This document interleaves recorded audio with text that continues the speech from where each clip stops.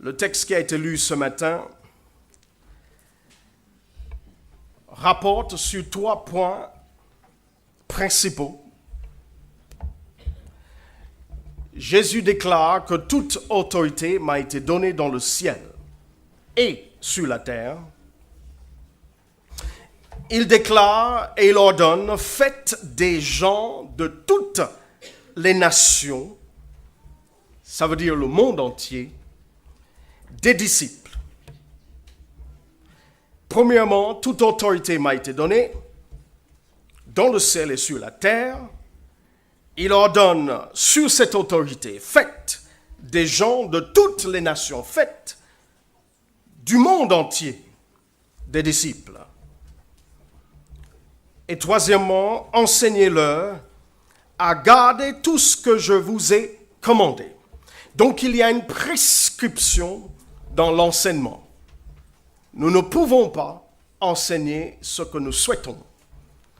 Mais la commission a été d'enseigner ce que Jésus nous a donné. Et il y a quelques semaines, je fais une réflexion autour de cette commission. Lorsque je constate l'actualité dans ce monde, et j'aimerais partager avec vous cela. Lorsqu'on considère les églises dans le monde, les églises chrétiennes, lorsqu'on considère les athées, j'ai déjà eu l'occasion de discuter avec les athées, lorsqu'on considère ceux qui ont plusieurs dieux, des panthéistes, nous avons compris que dans un discours, une ligne directrice ressente. Ce qui est important aujourd'hui, entre guillemets, c'est qu'il y ait de la tolérance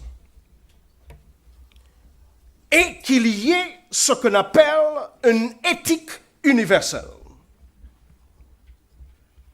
Cette tolérance et cette éthique universelle n'est plus basée sur la parole. Ce n'est plus basé sur une morale, mais c'est une tolérance et une éthique universelle où il n'y a ni noir ni blanc en termes de valeur morale. Chacun serait d'accord. Il faut un code d'éthique, il faut des règlements de vie, de savoir comment avoir des échanges les uns avec les autres, comment se comporter les uns avec les autres. Chacun est d'accord qu'il faut en avoir des règlements de vie, un cadre de vie. Mais lorsqu'il s'agit de la morale est à minima dans ce code. Et je vais expliquer. Si nous acceptons ce code qui semble réunir la plupart des religions et des chrétiens, c'est ce qu'on appelle un mouvement œcuménique. C'est une situation où, dans ce mouvement œcuménique, on dit à Dieu, Dieu, je n'ai pas besoin de ta morale, ni de ta loi morale, mais parce que j'ai une éthique universelle et parce que j'ai de la tolérance vis-à-vis de chacun, tu dois me sauver.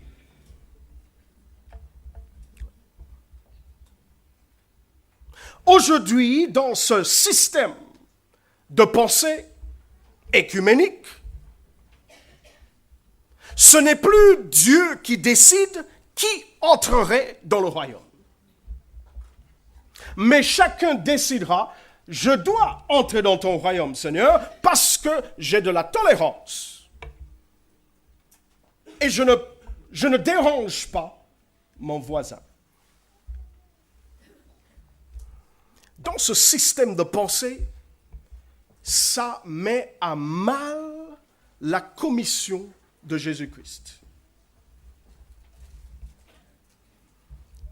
Dans ce système de pensée, Il est même interdit de faire savoir à l'autre des croyances spécifiques qu'on possède, parce que du fait que je déclare que j'ai de la tolérance et je crois en Dieu, c'est un dérangement de partager avec un chrétien quelque chose de plus et de spécifique de la parole.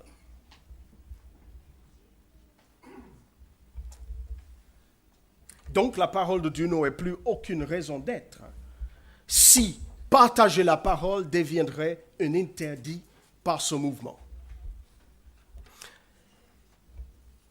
J'ai pris le temps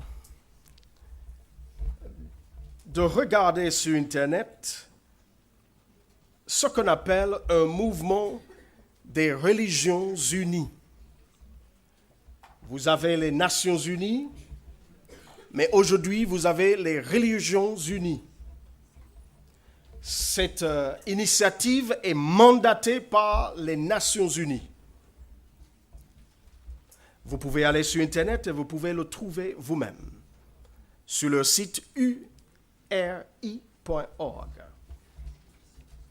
Ce qui me dérange dans ces principes, il y a 21 principes, ce qui me dérange dans ces principes, c'est qu'il y a certains de ces principes, et je les ai imprimés, et que j'aimerais partager avec vous.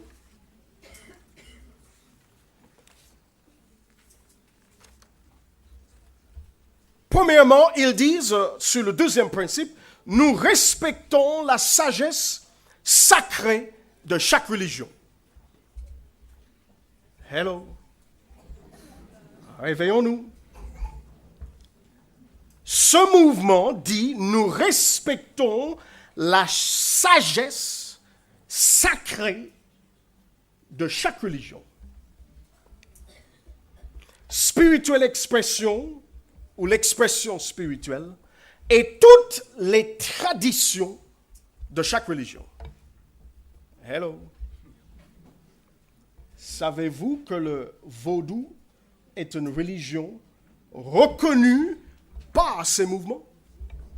C'est-à-dire, laisse-moi être un petit peu plus clair, parler avec le diable, faire des engagements avec le diable, faire des pactes avec les mauvais anges, avec le diable, est une religion et c'est accepté par ce mouvement et cette initiative des religions unies. Hello. Ce qui me dérange encore plus, c'est dans le quatrième principe de ce mouvement, ils disent, nous encourageons nos membres, c'est-à-dire toutes les religions qui font partie de cette initiative, nous encourageons nos membres à s'enraciner plutôt dans leur tradition. Ce n'est pas dans la parole. Ce n'est pas dans l'enseignement de Dieu. Ce n'est pas dans la voie du Christ, mais à s'enraciner dans leur tradition. Le principe précédent vient de dire, nous respectons chaque religion, chaque expression spirituelle et chaque tradition. Je ne sais pas si vous comprenez ce qui se passe, chers amis.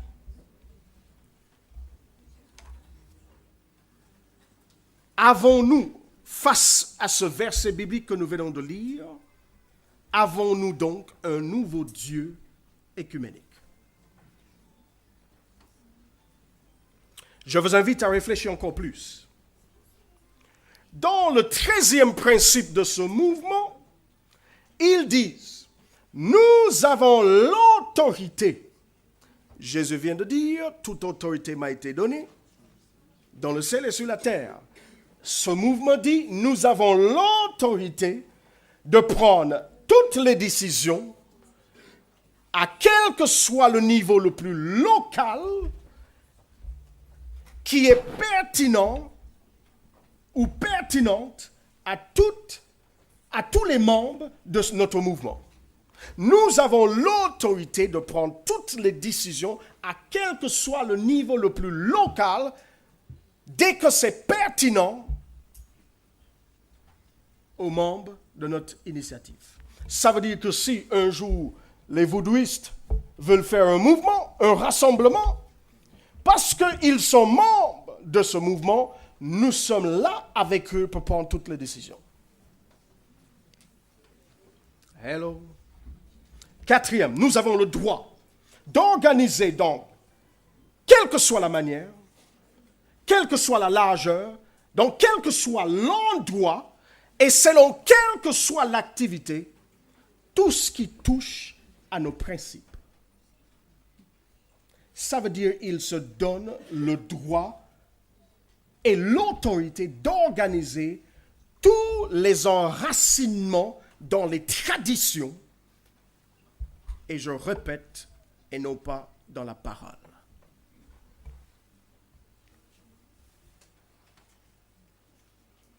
Et ils disent dans le 16e principe que nous ne lâchons jamais notre autonomie, ni nos ressources, sauf si c'est dans la poursuite de nos principes.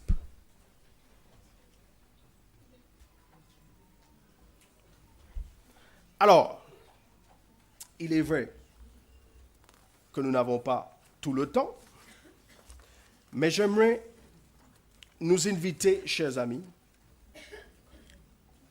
à réfléchir sur le dernier principe, le 21, qui nous dit que nous interdisons à nos membres de faire du prosélytisme.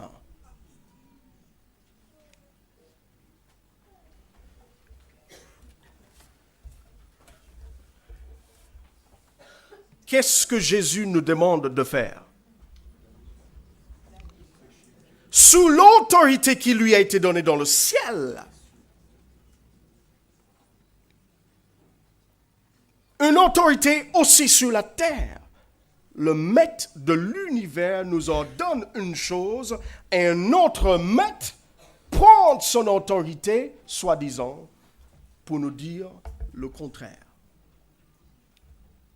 Et pourtant, nous vivons dans ce monde où les religions sont en train de s'unir. Nous vivons dans la région de ce monde où les nations rejettent l'enseignement de Dieu. Nous sommes dedans. Nous sommes au milieu d'un monde qui va à l'encontre de la parole.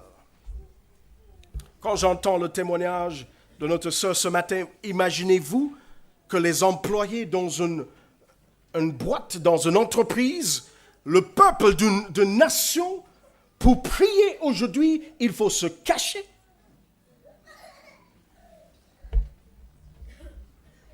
Si vous prononcez le nom de Dieu dans votre entreprise, vous risquez le licenciement.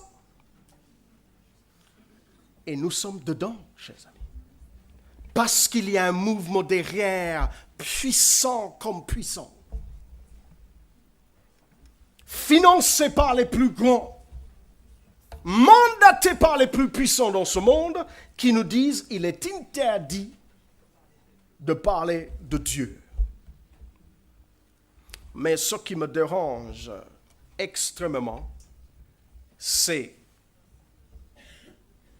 qu'est-ce que l'Église fait? Quelle est la position de l'Église? Je me souviens que nous n'avons pas besoin de dire « Satan, je suis avec toi » pour être avec lui. Hello. Il suffit de ne pas faire ce que Dieu nous demande.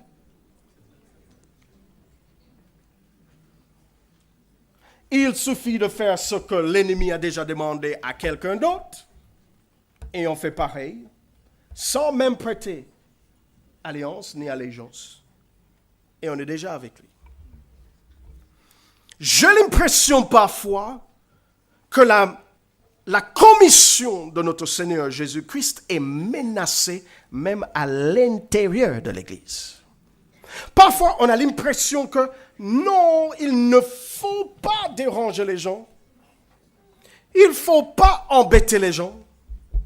Il ne faut pas aborder les gens. Laisse les gens venir à nous. Mais ce que Jésus a dit après avoir dit qu'il a reçu l'autorité, c'est il a dit allez. Allons-nous nous asseoir, attendant à ce que les jeunes et les gens viennent à nous? Jésus dit allez et faites de ces gens, de toutes les nations, des disciples. Pour Jésus, il n'y a aucun interdit de faire du prosélytisme. Hello.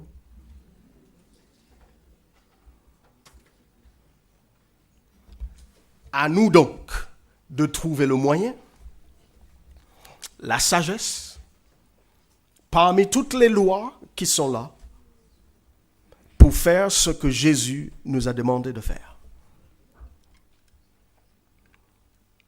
Combien de chrétiens, depuis des années, personne ne sait qu'on est chrétien. Combien de jeunes à l'école, au collège, au lycée, papotent avec les amis, ils rigolent avec toutes les blagues, des vieilles comme des nouvelles. Et personne ne sait qu'on est chrétien, qu'on croit en Dieu. Personne ne peut nous repérer par notre langage aujourd'hui. On dit la même chose comme tout le monde. On s'habille comme tout le monde. On mange comme tout le monde. On rigole comme tout le monde. On écoute la même musique comme tout le monde. On regarde les mêmes films comme tout le monde. On fait tout comme tout le monde. Et je me demande, est-ce que nous ne sommes pas tombés dans le panneau?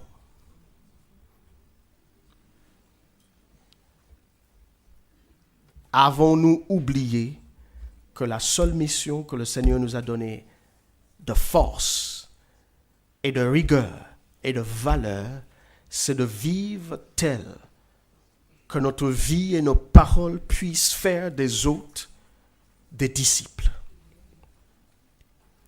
Matthieu 5. Que votre lumière luise devant les hommes, chers amis. Que votre vie soit manifeste devant les hommes, devant les gens, afin que les gens puissent voir en vous, en nous, la gloire du Seigneur. Le changement de langage, style de vie, la façon d'être, la façon de garder le visage fermé quand une vieille blague arrive. La façon de ne pas rire à toutes les sales blagues de l'entreprise. La façon d'être, chers amis, afin que les gens s'interrogent et se disent, mais quelle est la différence? Qu'est-ce qu'il y a avec toi?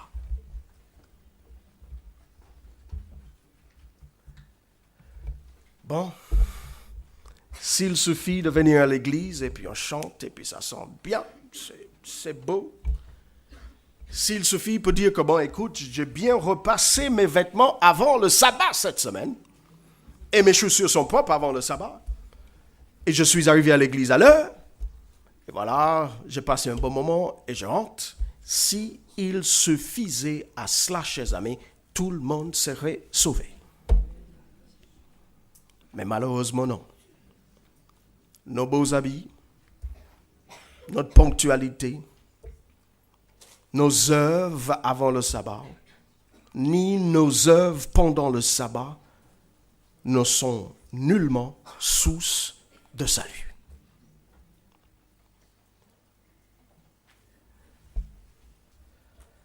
Source de salut, c'est ce que les apôtres nous ont rappelé dans Actes chapitre 5. Lorsqu'ils étaient face à la prison et l'interdit de prêcher le nom de Jésus. Et lorsque les hommes du Sanhédrin leur parlent, ils disent, nous n'avons pas donné l'ordre de ne pas parler dans ce nom-là, méprisant ce nom-là, le nom de Jésus par lequel tout homme doit être sauvé. On vous a dit, vous ne parlez pas dans ce nom-là. Ils ont accepté d'aller en prison.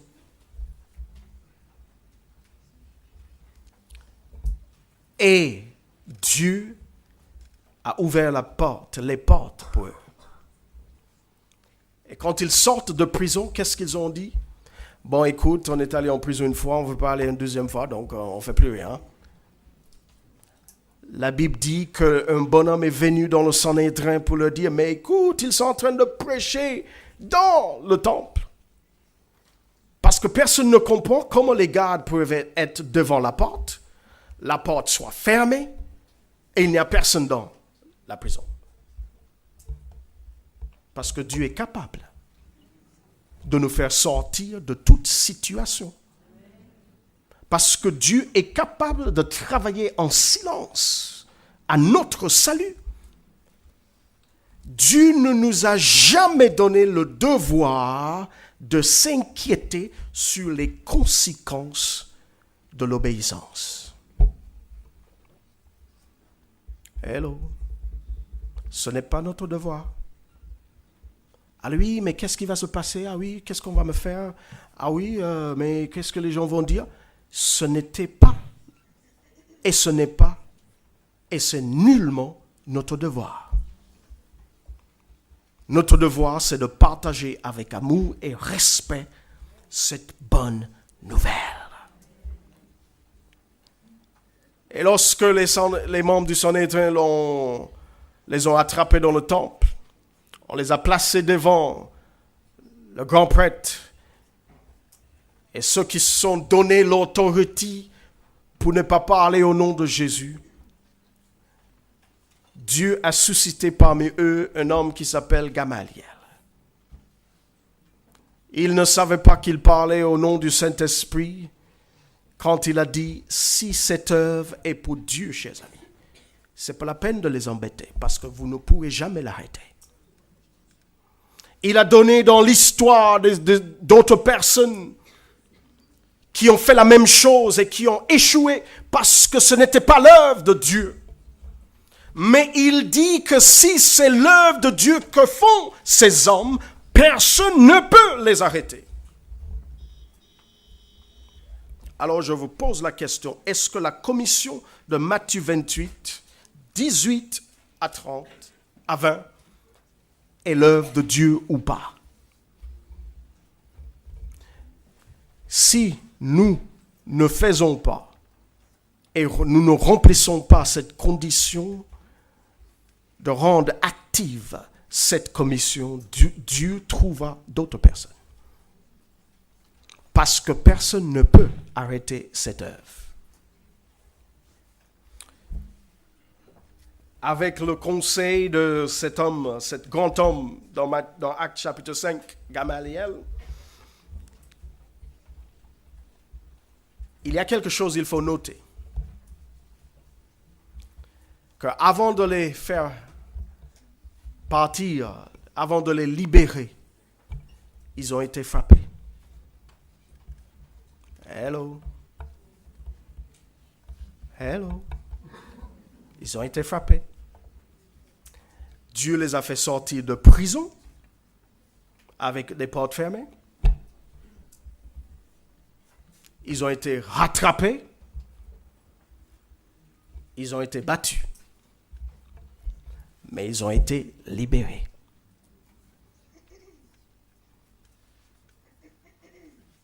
Je pense que la raison pour laquelle beaucoup d'entre nous nous ne faisons pas l'œuvre du Seigneur, c'est parce qu'on a peur de cette deuxième partie. D'être battu, d'être frappé, d'être insulté, d'être méprisé, d'être rejeté. Ça nous fait peur. Mais Dieu ne nous a jamais promis qu'il éloignera toutes ces choses. Il nous a dit, vous aurez dans ce monde de la détresse, mais courage, j'ai vaincu le monde. Ça veut dire que nos yeux doivent être fixés sur la source, Jésus. Le secours, Jésus. Le réconfort, Jésus. Mais selon comme lui, il voit. S'il souhaite nous faire sortir de cette situation sans être battu, il le fera. S'il pense que ce n'est pas la peine de vous faire sortir, mais prenez 2-3 coups, il le fera. Mais comme on n'aime pas les coups, et certains d'entre nous, dans cette vie, on a déjà pris assez. Dans nos jeunesses, on ne veut plus de coups aujourd'hui. Mais qui passera la porte sans faire de sacrifice pour le Seigneur? Qui passera la porte du ciel sans porter sa propre croix? Qui aura gagné sa vie éternelle sans rien faire? Il peut y avoir des personnes, oui. Mais comment saurez-vous que ce serez vous?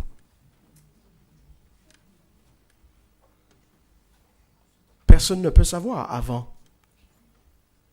Personne ne peut savoir avant. Le larron sur la croix, il n'a rien fait. Hello. Il n'a rien fait. Il a seulement demandé pardon. Il a seulement fait sa repentance à la croix là. Et il est sauvé. Mais comment sauriez-vous que ce serait vous dans l'avenir? Tandis que nous pouvons mourir ce soir, maintenant, ou demain, ou dans un an. Comment saurais-je qu'à la dernière minute, juste avant de partir, je pourrais dire au Seigneur, Seigneur, je suis désolé, pardonne-moi. Personne ne le sait, chers amis. Donc ces histoires du larron sur la croix n'est pas une prescription. C'est une description d'un événement qui n'est nullement symbolique à répéter ni à enseigner comme solution, chers amis. Ce n'est pas une solution. C'est juste l'exemple de la miséricorde de Dieu qu'il est prêt à sauver jusqu'au bout.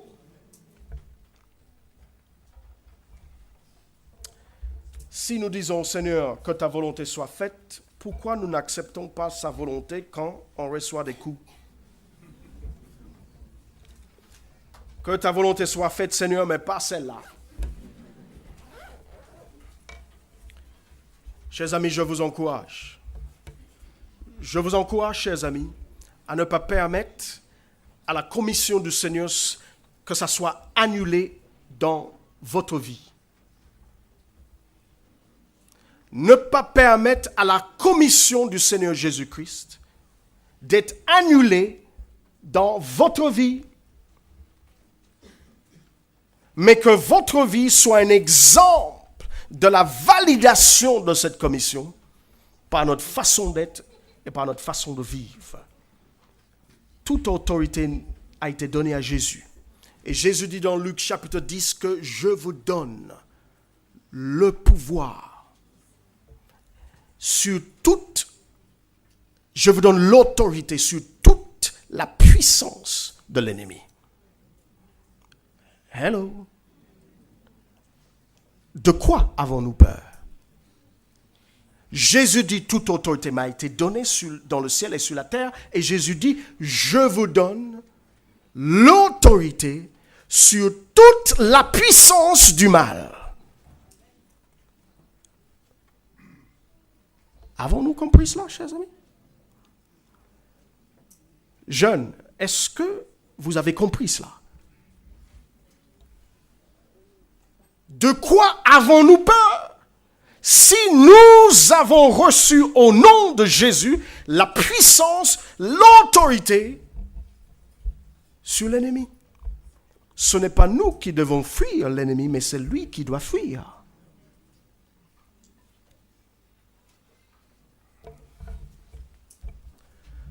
Que le Seigneur nous encourage, chers amis. Que le Seigneur nous encourage à tenir bon, à vivre Jésus, à parler de Jésus, à demander dans nos conversations avec les gens, Seigneur, donne-moi l'occasion d'ouvrir la porte de ta bonne nouvelle. Donne-moi la sagesse, Seigneur, selon les mots utilisés ici et là, et les expériences vécues ici et là, d'ouvrir la porte, de partager ce que tu fais en moi.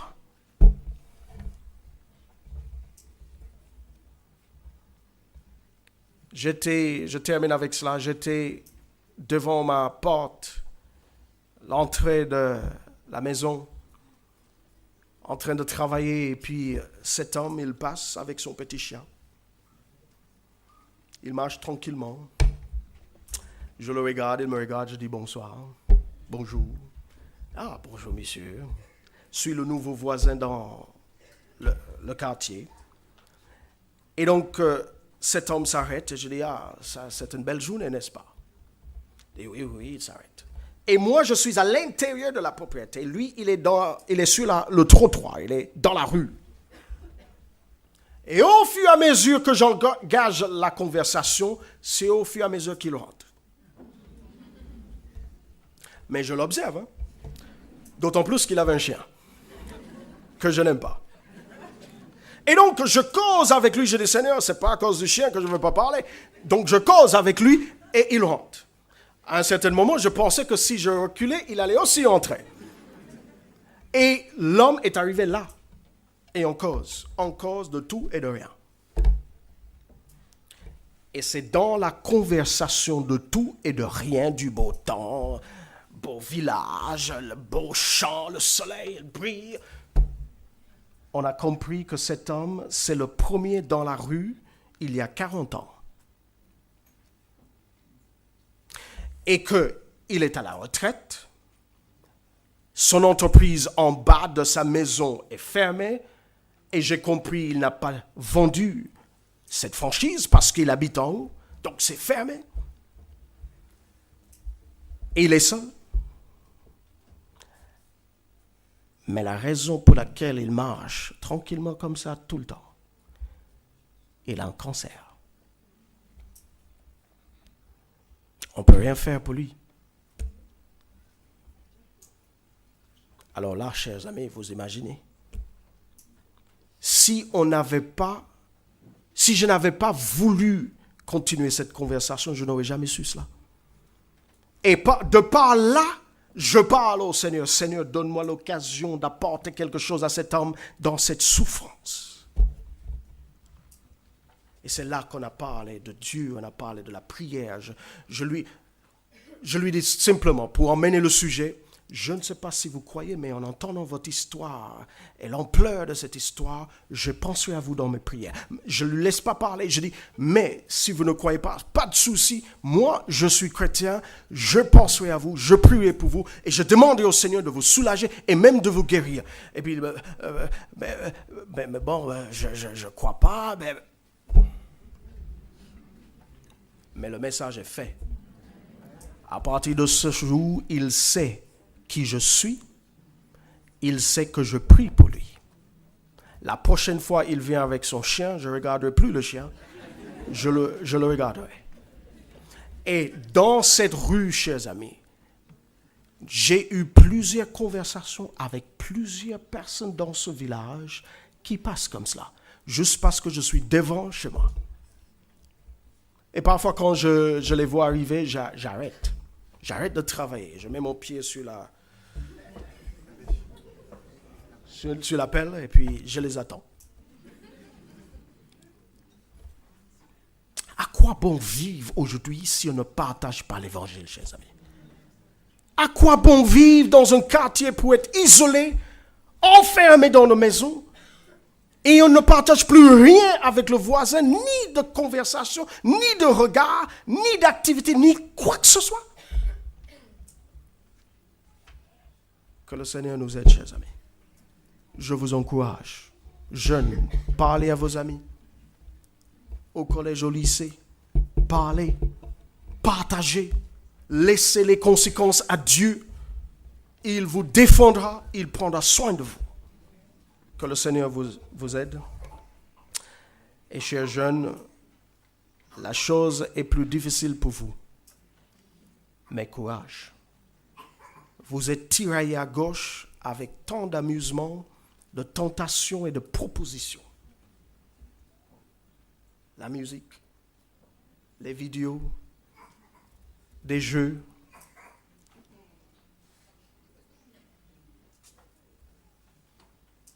C'est très difficile. Mais tenez bon. Tenez bon. Ne lâchez pas votre foi. Ne laissez pas les bijoux et la gloire et la beauté vous envahir. Parce que vous voulez être bien avec votre ami. Ne laissez pas la mode vous envahir jusqu'à ce que vous oubliez qui vous êtes et où vous allez le samedi matin quand vous venez à l'église. Oh, chers amis, que le Seigneur nous aide. Tenez bon. Tenez bon, chers amis. Ça vaut de la peine. Que le Seigneur vous bénisse. Amen.